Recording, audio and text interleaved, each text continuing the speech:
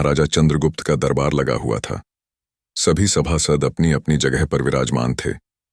महामंत्री चाणक्य दरबार की कार्यवाही कर रहे थे। महाराजा चंद्रगुप्त को खिलौनों का बहुत शौक था। उन्हें हर रोज एक नया खिलौना चाहिए था।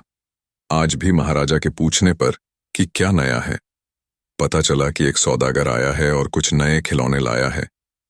सौदागर का यह दावा है कि महाराज या किसी ने भी आज तक ऐसे खिलौने न कभी देखे हैं और न कभी देखेंगे।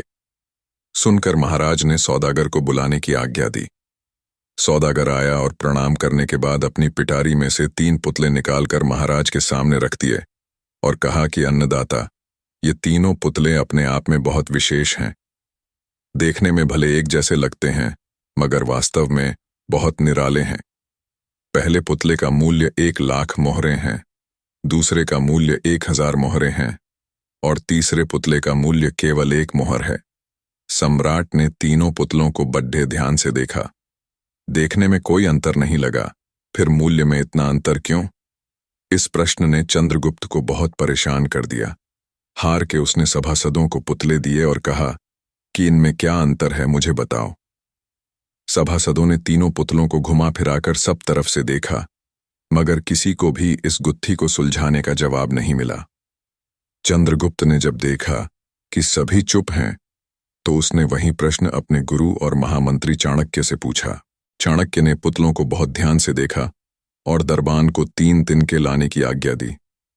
तिनके आने पर चाणक्य ने पहले पुतले के कान में तिनका डाला।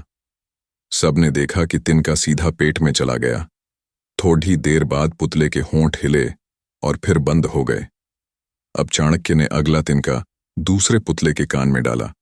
इस बार सबने देखा कि तिनका दूसरे कान से बाहर आ गया और पुतला ज्यों का त्यों रहा।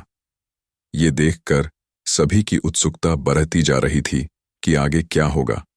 अब चाणक्य ने तिनका तीसरे पुतले के कान में डाला। सबने देखा कि तिनका पुतले के मुंह से बाहर आ गया है और पुतले का मुंह एकदम खुल गया। पुतला बराबर हिल रहा है, जैसे कुछ कहना चाहता हो। चंद्रगुप्त के पूछने पर कि ये सब क्या है और इन पुतलों का मूल्य अलग अलग क्यों है, चाणक्य ने उत्तर दिया, राजन, चरित्रवान सदा सुनी सुनाई बातों को अपने तक ही रखते हैं और उनकी पुष्टि करने के बाद ही अपना मुंह खोलते हैं। यही उनकी महानता है। पहले पुतले से हमें यही ज्ञान मिलता है और यही कारण है कि इस पुतले का मूल्य 1,00,000 मोहरें हैं। कुछ लोग सदा अपने में ही मग्न रहते हैं, हर बात को अनसुना कर देते हैं। उन्हें अपनी वाह वाह की कोई इच्छा नहीं होती। ऐसे लोग कभी किसी को हानि नहीं पहुंचाते। दूसरे पुतले से हमें यही ज्ञान मिलता है और यही कारण है कि इस पुतले का मूल्य 1,000 मोहरें हैं। कुछ लोग कान के कच्चे और पेट के हल्के होते हैं। कोई भी बात सुनी नहीं कि सारी दुनिया में शोर मचा दिया। इन्हें झूठ सच का कोई ज्ञान नहीं, बस मुंह खोलने से मतलब है। यही कारण है कि इस पुतले का मूल्य केवल 1 मोहर है।